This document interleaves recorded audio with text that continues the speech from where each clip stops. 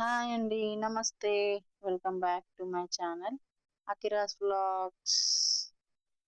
ఈరోజు టేస్టీగా పూరీకును చపాతీకి కూర, అది శనగపిండితో చేసే కూర ఎలా చేయాలో చూద్దాము.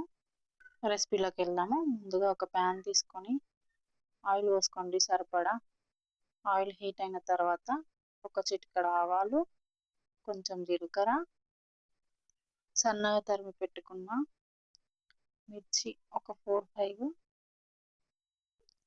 అవి మంచిగా వేగిన తర్వాత కొంచెం ఉప్పు వేసిన,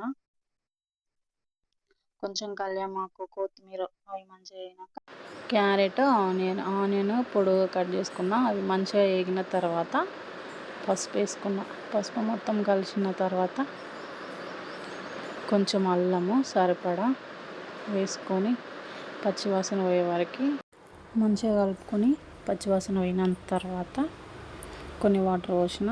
వాటర్ ఎందుకంటే క్యారెట్ను ఆనియన్ బాయిల్ అయినాక ఒక బౌల్ తీసుకొని శనగపిండి తీసుకొని కొంచెం వాటర్తో కలిపేసి ఉండలు లేకుండా కలుపుకొని ఆ శనగపిండి బాయిల్ అవుతున్న వాటర్లో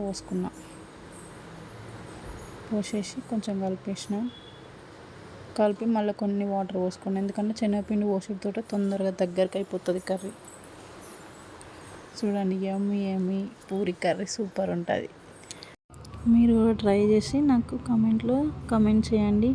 thank you for watching. Please subscribe my channel. Bye.